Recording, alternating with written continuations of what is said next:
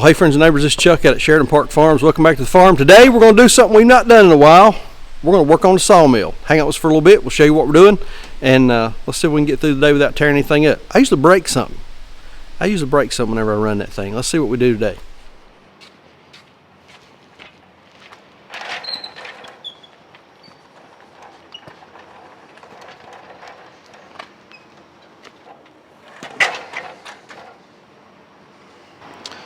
So I went to Lowe's this morning and I think I got 18 of these. Man, let me tell you, digging through this junk at Lowe's is enough to make a man lose his religion.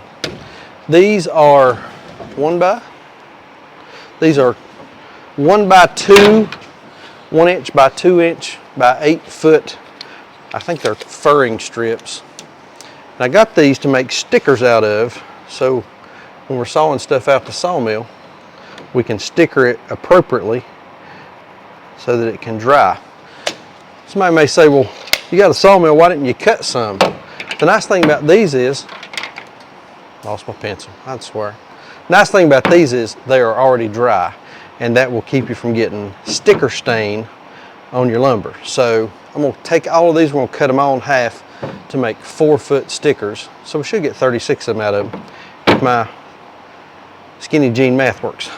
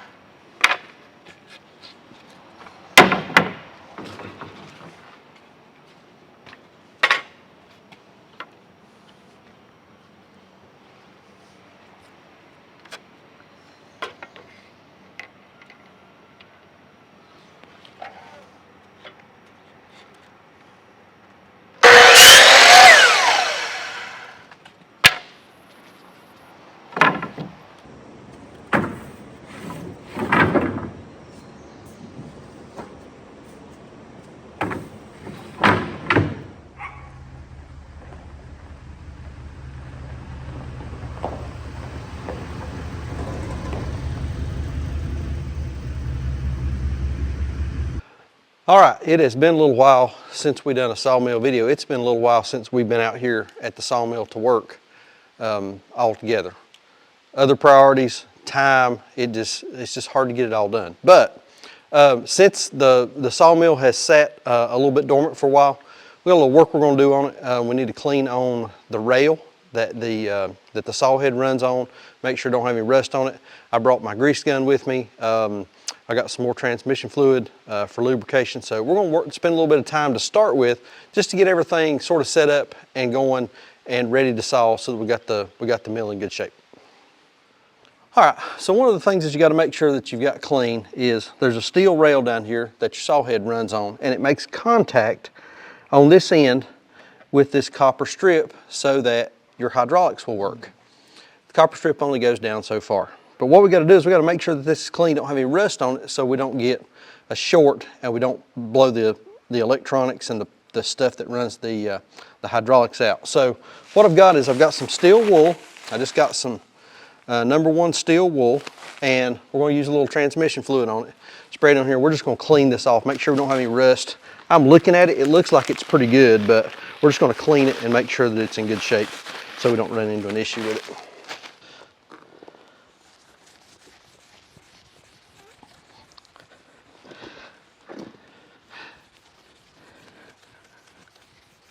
All right, I ended up doing a whole lot of this off camera because, quite frankly, there was nothing really exciting to watch other than watching me flip through a owner's manual, take parts off, grease, lube, clean, and that kind of thing. But we cleaned the felt. There's a felt track cleaner under here. We cleaned that. Let's see, greased everything real good. These extra supports over here, which I never use, but these have got a couple of grease zerks on them. One right there and one back in there. So I greased those good. Put plenty of automatic transmission fluid on the track, and also got the mill head down, you can't see it. Also, we oiled the chain here, right there, and also the drive chain that runs along the rail on the other side. All right, before we get started, there's a couple things I want to say. First off, this is not a sawmill how-to channel.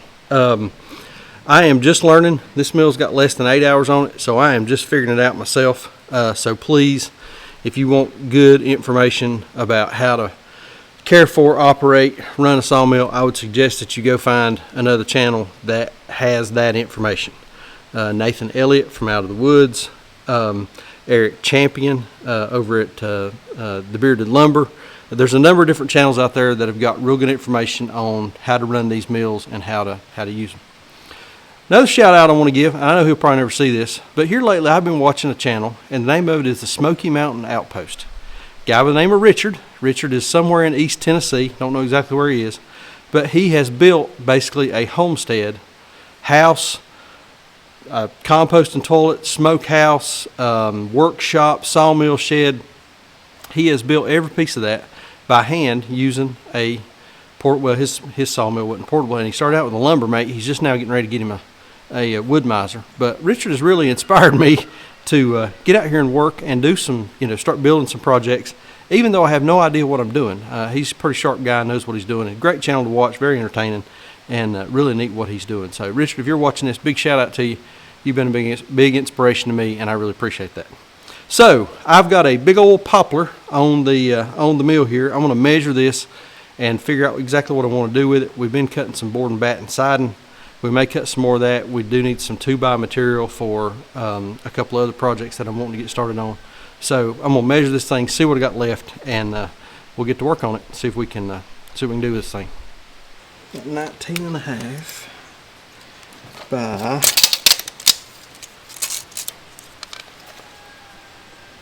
19 3/4. 19.5 by 19 3/4.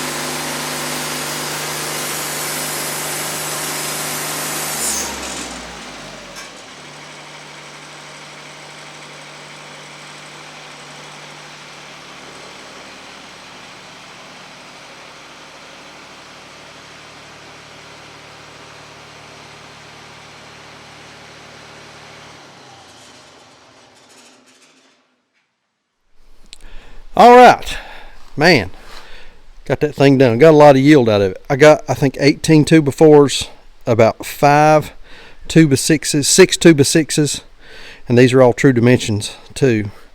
And then also I got some, I think about 13 of these 1x10s, 12 really, because this top one here, it won't be worth much, but we'll use those for siding on a project that we got coming up. So got a lot of yield out of that. Nice poplar. This is it's called dead stacking. It is not stickered because really it's dimensional stuff. We'll be using it for framing, except for the siding boards. I'm really not very worried about them. We'll put them up. They'll either be lap siding or they'll be board and batten.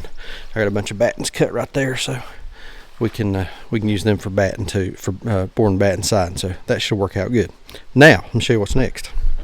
All right, up next I have 3 black walnut.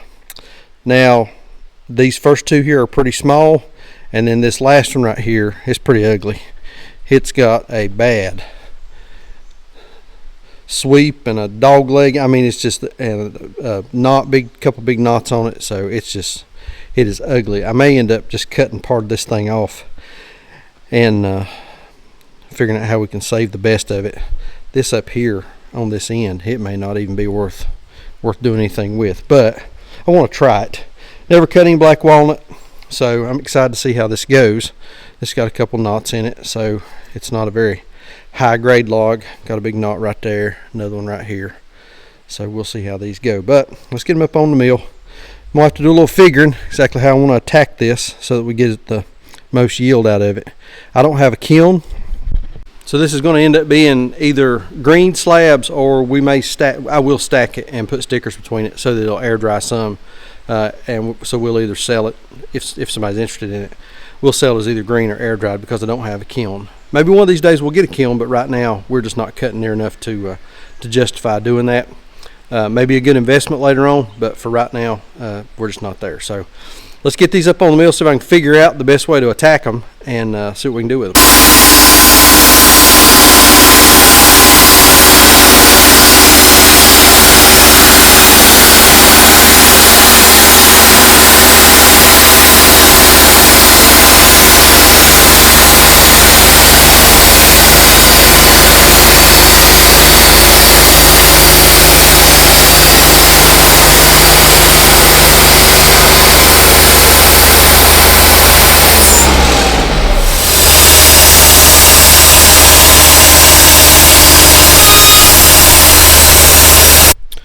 Well, I'm glad to get it over with. Thought it was low enough, but I caught my log stop. There are 2 types of people in the world, my understanding, according to other sawyers, 2 types of people in the world. Those who have sawed into their log stops and those who will. I'm glad to be in the category of those that have done it. It's over with. Hope it never happens again. Ruined the blade.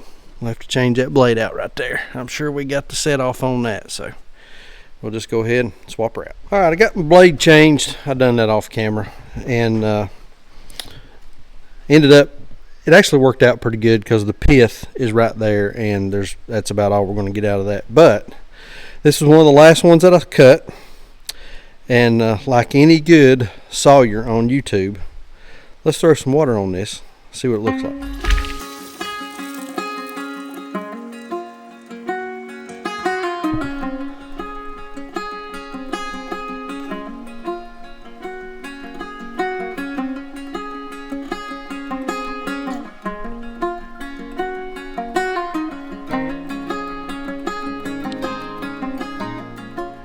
Well, there's a lot of satisfaction in that. See why those guys do that now. All right, there it is. I believe I've had enough for one day. It is hot. We got a little rain this morning. Very thankful for that. Man, it's dry. It's awful dry around here, and our garden's suffering. The pastures, well, we're watering the garden, but the pastures, you know, I was telling Sandra the other night, we were moving cows, and I'm not the sharpest knife in the drawer, but you know, I am really, really thankful that we have been managing these cattle the way that we've been managing them and rotating them on a very regular basis. We got plenty of grass. Yeah, we're lightly stocked, but we have got plenty of grass. And I ride through the county here where I live, see folks that are open grazing and just letting them have everything, and man, there's nothing left. Some of those folks are going to start feeding before long, it looks to me like. But really fortunate that we've been managing those cattle the way that we have. We've still got plenty of grass. We've got pastures we've not even grazed yet. We're moving to, and even if we don't get any rain, there's still plenty of stuff out here for them to eat for at least another month and a half. So we're really, really blessed in that aspect.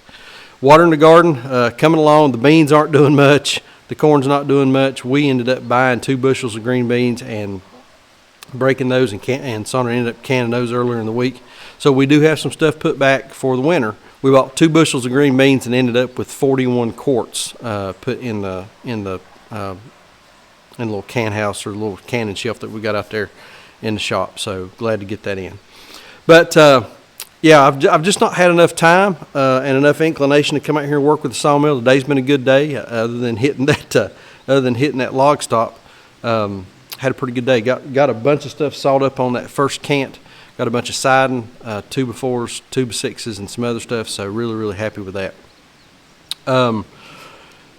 Hitting that log stop, I texted my buddy Eric with the bearded lumber. I'm gonna tell on him a little bit. He said he's been sawing for 10 years and will still hit his a couple times a year. So Eric, I just let the cat out of the bag for you there, buddy. Sorry about that. Like I said, we've got some more projects going on around here. Like I said earlier, I am not a how-to sawmill channel. If you want to see somebody that can show you the right way to do it, Robert at Hobby Hardwood, Alabama, Nathan Elliott out of the woods, and Eric Champion over at the Bearded Lumber. Those guys know what they're doing and can show you and teach you. Don't come to me for advice. I am not. If you ask me a question on a sawmill, I'll tell you what I bought, but that's about all I'm gonna try to tell you, because I don't know what I'm doing. I'm just trying to figure it out.